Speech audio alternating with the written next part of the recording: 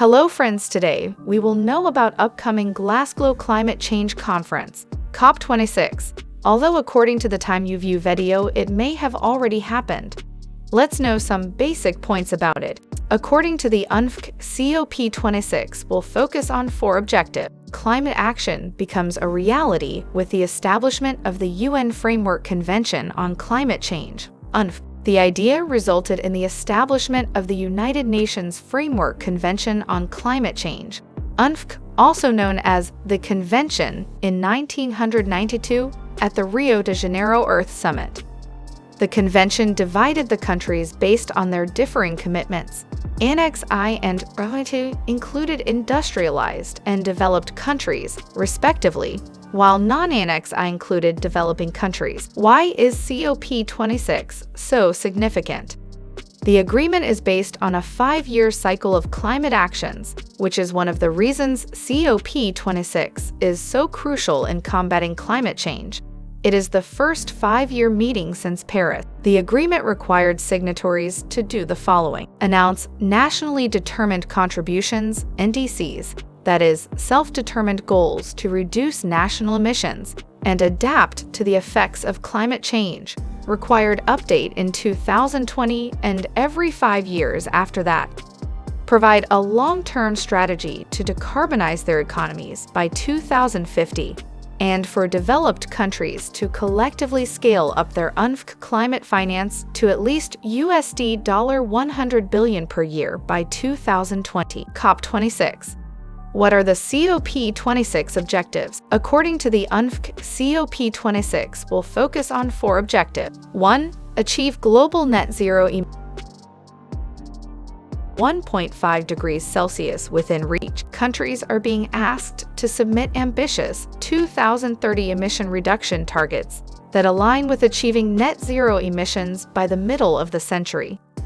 Countries must adhere to the following roadmap in order to meet these lofty goals: accelerate the coal phase-out, reduce deforestation, accelerate the transition to electric vehicles, encourage investment in renewable energy sources. 2. Make adjustments to protect communities and natural habitats. Countries will collaborate to protect and restore ecosystems, as well as build defenses, warning systems, resilient infrastructure, and agriculture to avoid the loss of homes, livelihoods, and even lives. 3. Make financial resources available. To meet the first 2 goals, developed countries must follow through on their pledge to mobilize at least $100 billion in climate finance per year by 2020.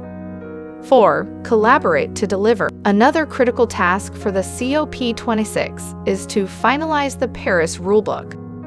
Leaders will collaborate to develop a set of detailed rules that will aid in the implementation of the Paris Agreement. 2. Make adjustments to protect communities and natural habitats. Countries will collaborate to protect and restore ecosystems, as well as build defenses, warning systems, resilient infrastructure, and agriculture to avoid the loss of homes, livelihoods, and even lives. 3. Make financial resources available. To meet the first 2 goals, developed countries must follow through on their pledge to mobilize at least $100 billion in climate finance per year by 2020.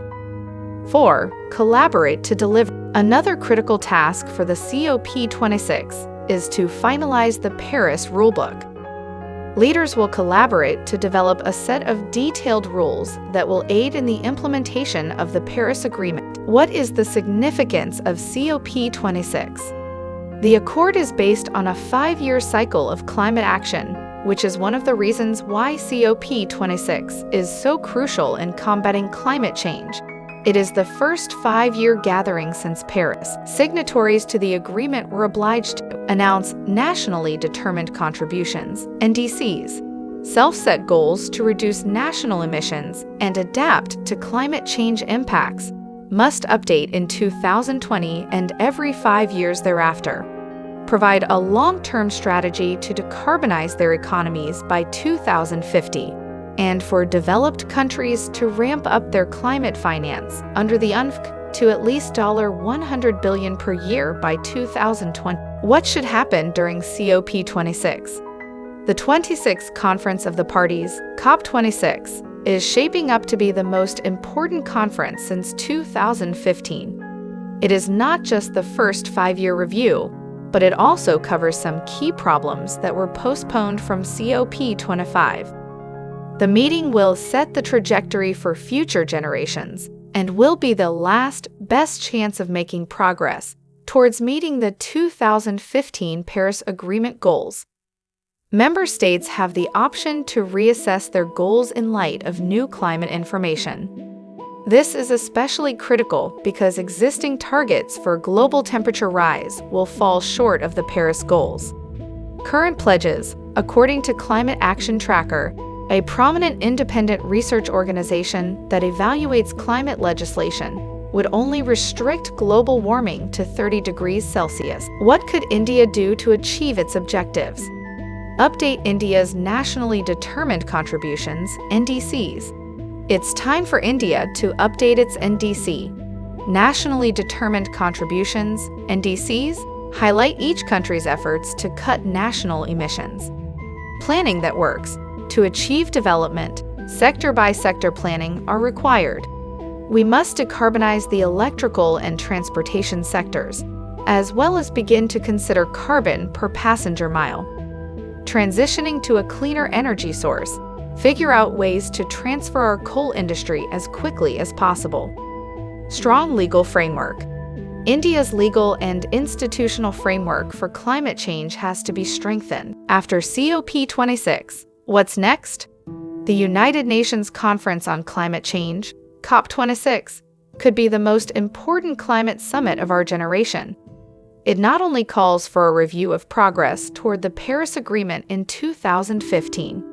However, it enables members to reevaluate 2015 goals in light of new research and set new goals.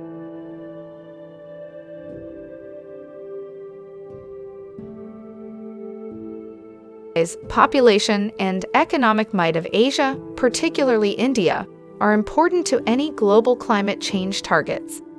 COP26 provides Asia with an excellent opportunity to demonstrate leadership and set a positive example for other regions. Asia has begun to make significant progress toward a greener future, particularly in terms of clean energy investment. However, according to the most recent projections, all nations must continue to strive for ever lower emissions if global warming is to be kept below 1.50 degrees Celsius. This tendency will continue to open doors for public and private investment in Asia's rapidly expanding renewable energy network.